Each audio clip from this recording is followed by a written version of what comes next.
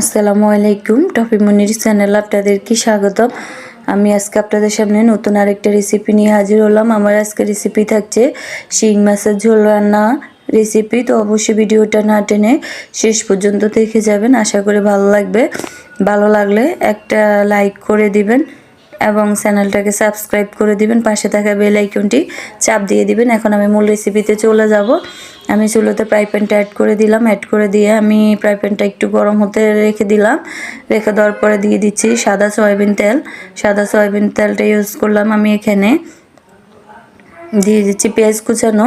পেঁয়াজ কুচানোটা অ্যাড করে আমি কিছুক্ষণ একটু ভেজে নিব।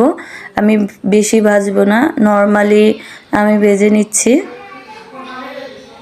একটু নর্মালি ভেজে নেওয়ার পরে এখানে আমি মশলাটা অ্যাড করে দিব। আমার পেঁয়াজগুলো একটু ভাজা ভাজা হয়ে গেছে। এখন আমি দিয়ে দিব রসুন বাটা।